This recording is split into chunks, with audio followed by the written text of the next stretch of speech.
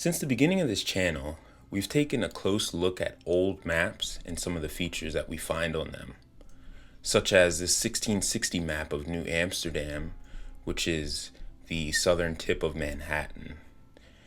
It clearly shows the exact location of the World Trade Center complex. Hundreds of years apart, yet we still see similarities. We've also looked at Washington, D.C., St. Michael's Lay, and some of these alignments that seem to transcend space and time. And of course, we've looked at Philadelphia extensively and many of the buildings and sites that we see throughout the city.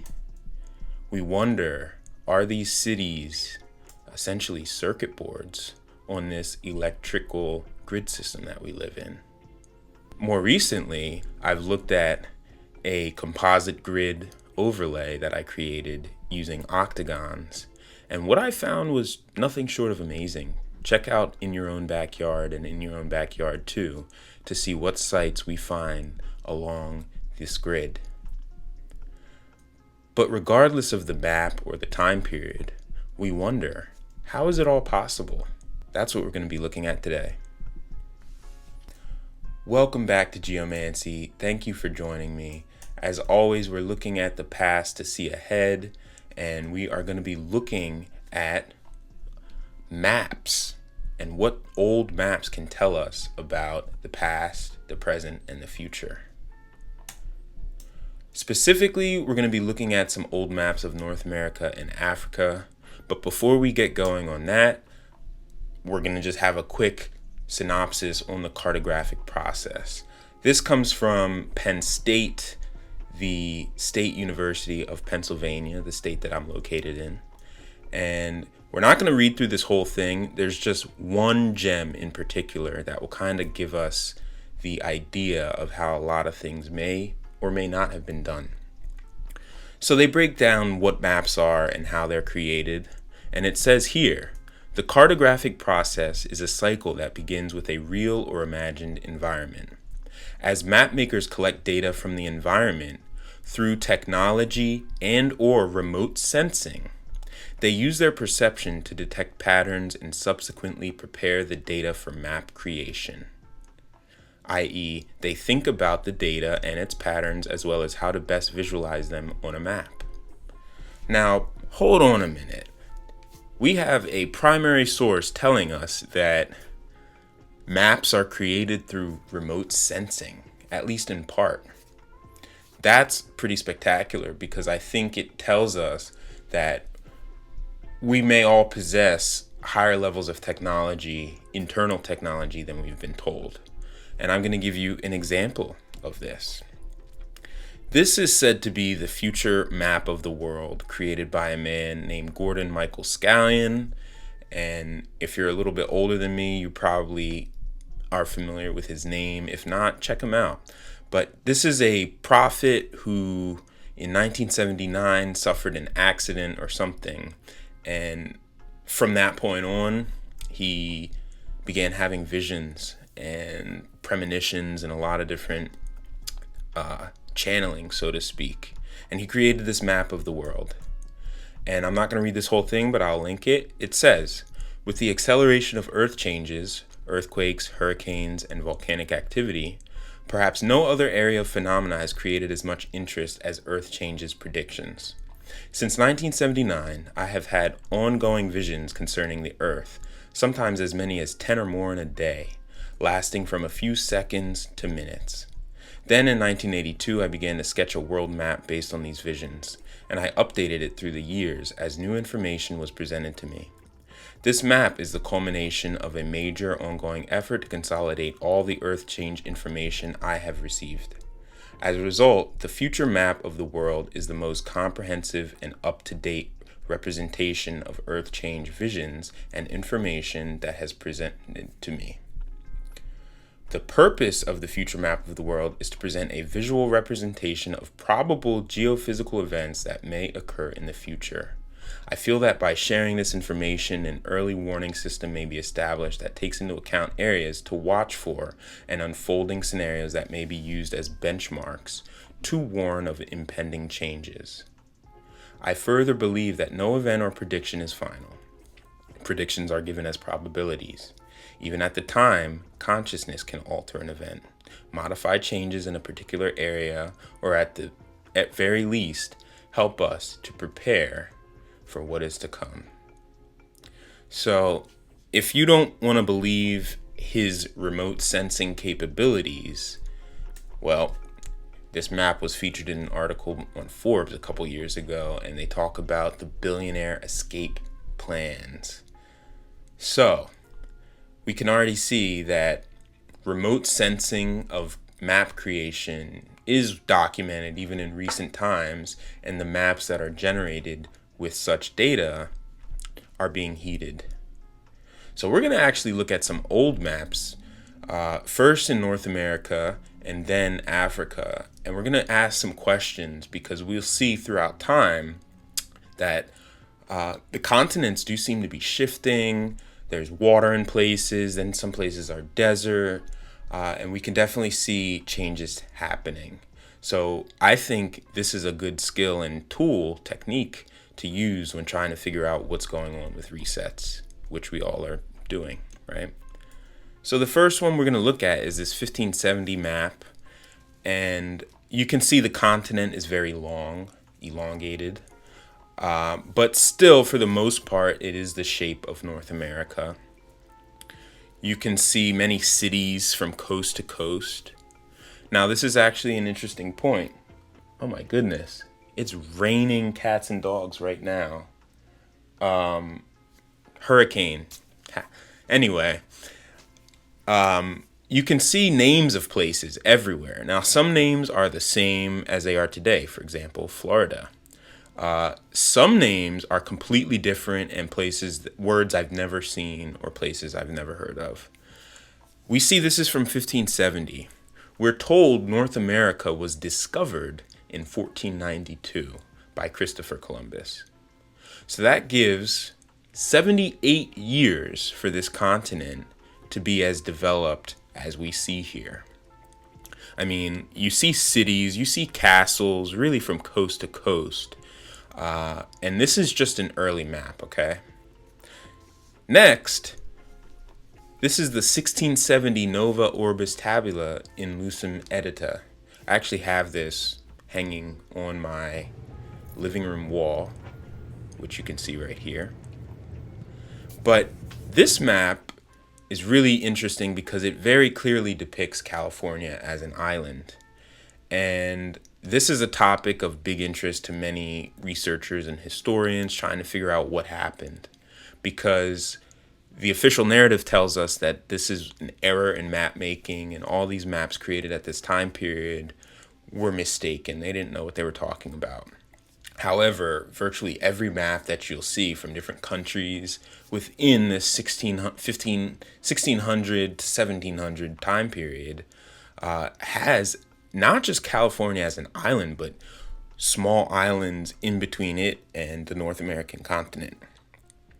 Very, very interesting. And then, of course, the towns and cities, for the most part, are not the same.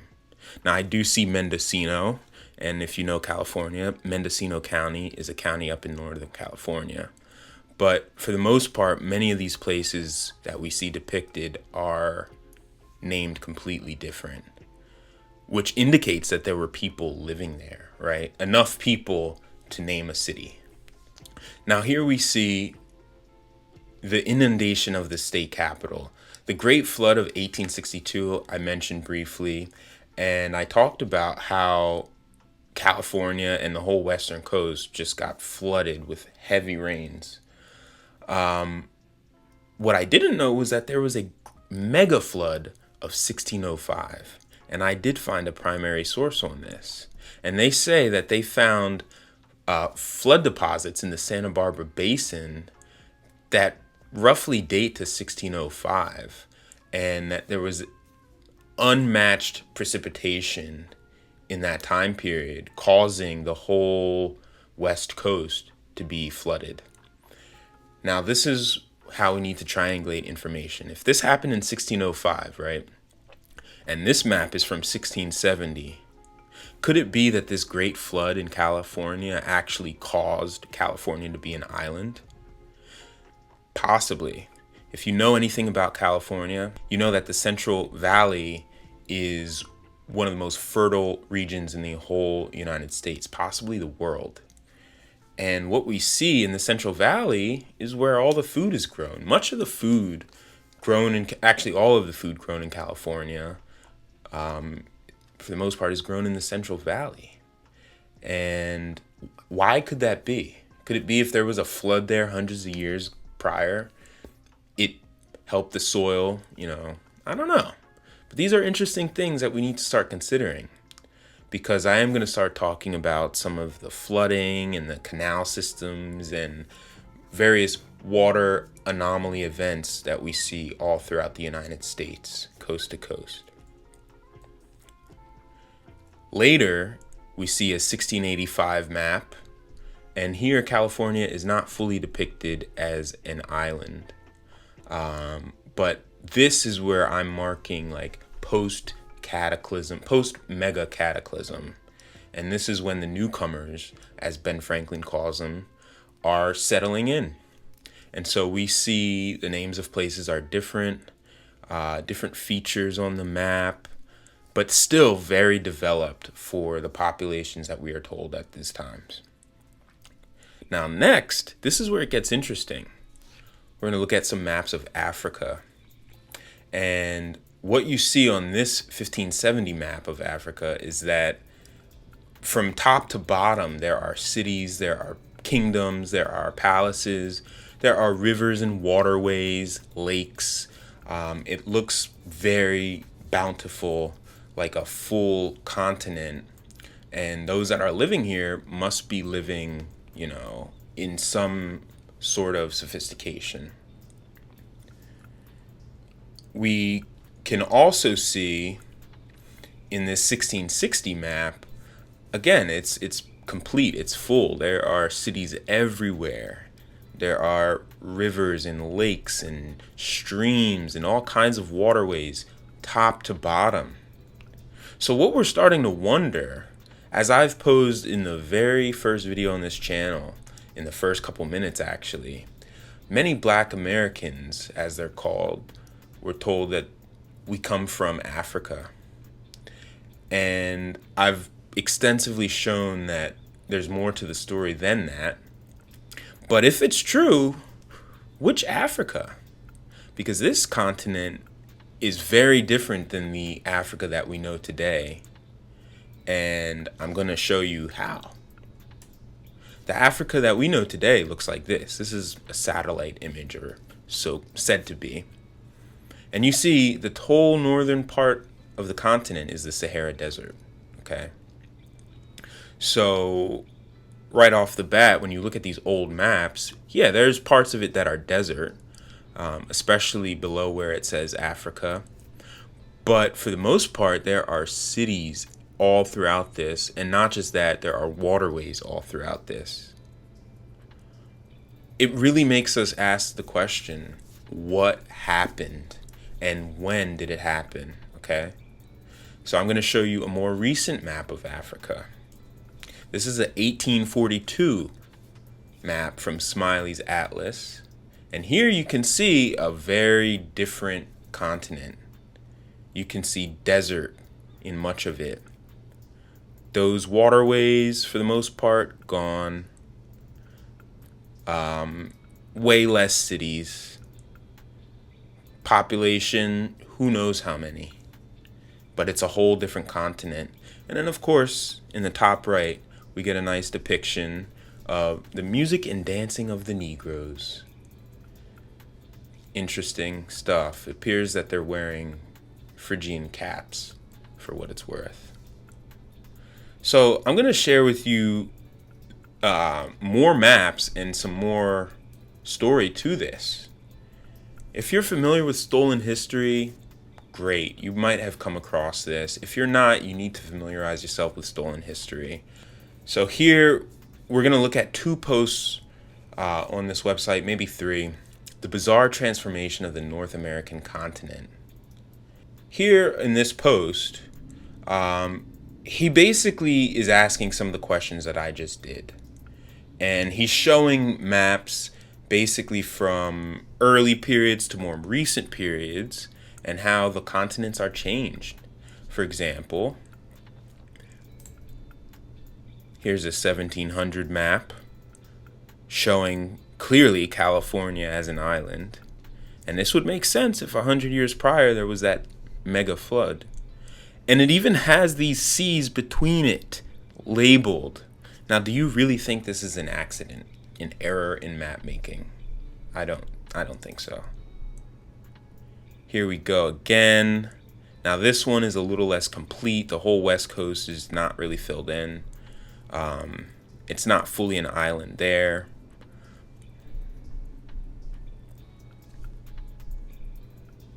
Here we have the same thing, right? But then when you look at our more recent maps, I mean, 1830s, 1852, yeah, this is what we would expect today for the most part, right? So what happened? What took place between 1600 and 1800 that caused the maps to be different? As he says, just may be, the North American continent suffered a catastrophic event along with the rest of the world. Map makers and cartographers were desperately trying to reflect on the current state of things while the North American continent was still changing its outline. In the 19th century, the outline finally stabilized. So if these map makers were using remote viewing and different high-level technologies to create these maps, and the planet was undergoing massive change and cataclysm, that sounds like a tricky feat. Now you also see in the 1700s the Mer de l'Ouest, and this is the Western Sea, which looks to be part of Canada. Also doesn't look like an accident. I mean, this looks like it is fully there, but of course today it's not. So this is a very interesting post. I'll link it. Here is the post, 400-year-old Sahara Desert, or why people forgot everything they knew about Africa. And again, he raises the question, if this is what we see Africa looking like today, what the heck is this? What is this fully populated continent with cities everywhere? I mean, were these cities in the desert? What's going on? Right? And then we see after something happened, it's like they didn't even know that there were earlier maps. Empty. Unbelievable. Right? We might be looking right in the face of the event that took place. We don't exactly know what it is, but we're starting to figure out when it happened and where and how it happened. Now, also of note is the Eye of the Sahara, okay? So the Eye of the Sahara is the biggest crater on the whole continent of Africa, and it's 25 miles in diameter. This is what it looks like. I've posited many times that there was advanced technology. I mean, I'm not the only one to say that, but there was advanced technology that was utilized to take out the old world and leave in ruins what we see today. So I'm going to compare this Eye of the Sahara to something on the North American continent, and we might just be a little bit closer to the events that took place and how they happened. Now, I'm not able to put a date on anything, but these clues are lining up in an unbelievable way. And yeah, it really makes us wonder what the heck is going on and what happened, right? So here's the Eye of the Sahara. You can see it from pretty high up, right? And for what it's worth, it happens to be in Mauritania.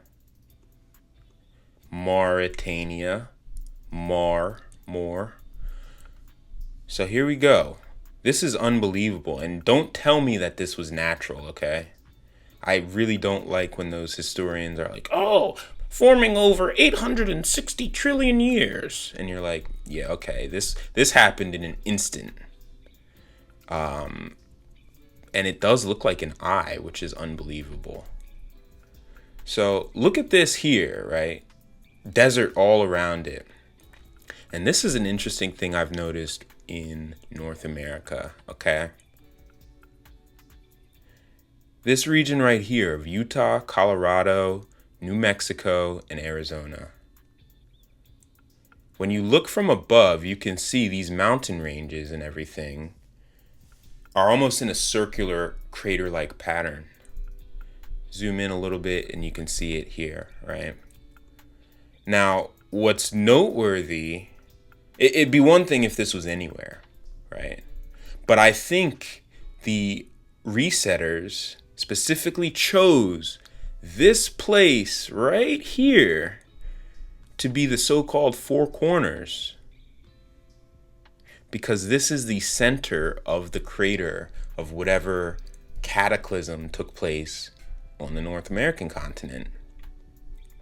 Here we have these 4 states right here, right? And you zoom out and you can see that it is smack dab in the center of this big ring. Could be an accident, could just be how it is, but I don't know. I'm starting to think that we are finding specific evidence of what's going on. And then back to the California as an island thing. Here you can see the whole Central Valley, right? You can see that it's not that far-fetched that this could have been full of water at one point. And possibly the coastline could have even extended further out to maybe here, right? And then over years, it dries up, evaporates, whatever, and then this becomes very, very fertile soil and everything. And I have shown some alignments with the state capital of Sacramento, which is smack dab in the center of the valley. So, I don't know. This is starting to line up in ways that I didn't really see coming. But again, what interpretation of the map is this even that we're looking at? Who really knows? We do know that it looks similar to some of the older maps, though. Speaking of old maps, I'm going to share with you the David Rumsey map collection, if you're not familiar. This is a great resource for finding maps of anywhere in the world, really, that you want to look at from just about any time period. For example, here's a 1657 map of North America, and you can see it says California Isle specifically. So that's even further that this is an island. And then maybe it dried up over time. But yeah, very interesting stuff. And all these towns and cities and everything throughout, right? You can even see more recent maps. An 1847 map.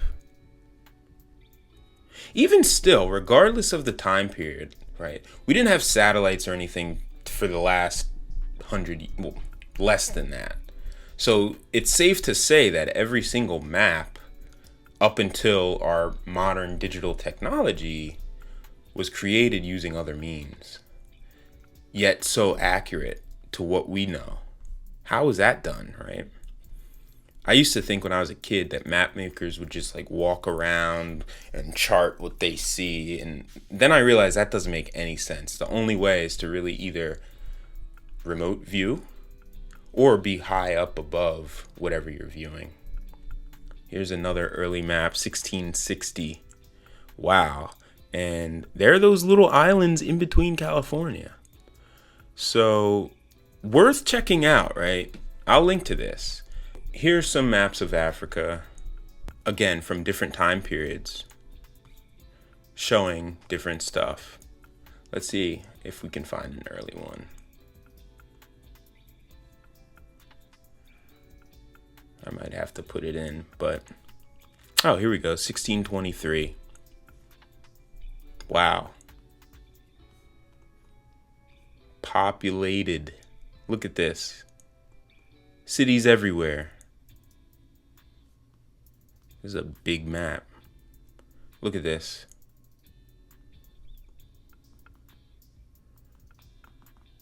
Pretty awesome, right?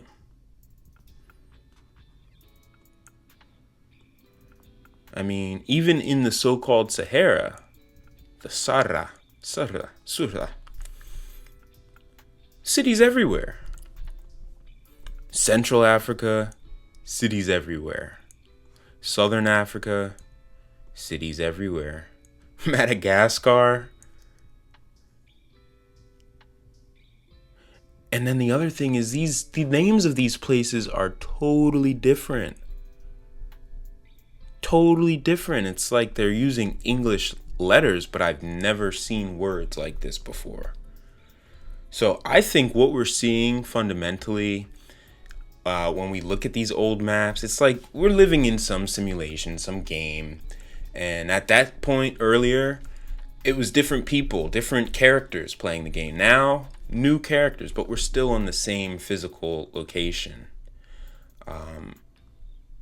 Or are we? I'm not sure. But the map stuff is very fascinating, and we'll continue this train because it's an essential piece to understanding what was going on. You can't really talk about history without looking at old maps and knowing who was there and what was going on. So let me know what you think about these old maps in the comments, if you believe they have significance. Of course, not all of these maps are legitimate. Many could just be fakes, or who knows, right? Maybe the system just generates stuff. I don't know. But fascinating nonetheless. This video's bonus is brought to you by the bounty that I've been working on this summer. I want to appreciate every single viewer, subscriber, anybody who's here. Thank you for watching my videos. It means a lot. And I want to start sharing some useful things in addition to the hidden history that we're all after. Because at the end of the day, we all need to learn how to grow food and very useful skills that may help us survive. So here you see me turning my backyard into a garden, and compost, a layer of landscaping fabric, more compost, and then I sectioned it off into this St. George's cross pattern, as you see, which may or may not add some energy to the land. But then you just got to get your plants in and see what happens. This is my first year really gardening. And you'd be surprised at what you download from source directly as you do this. It's unbelievable. Before I knew it, I had a bounty of many different types of fruits and vegetables, herbs, and things that I can turn into other things. Of course, the most bountiful was the spicy peppers. But corn I grew, I'm going to nixtamalize. This is glass gem, and I will turn into masa. We've got eggplants. Some of these techniques that I used, I mean, they're simple, but they're tried and true. My melons I turned into sorbet. And these are things that anybody can do with any amount of space. You can grow so many herbs, whatever you want, even just flowers if that's what you want. But I think it's time that we start sharing many of the different levels of knowledge that we have. For example, I can also share how to bake bread. And I look forward to giving tips because everyone anywhere around the world can grow food and bake bread. And as this reset unfolds, we need to stay sharp. Thank you for watching. As always, have a good one. Take care.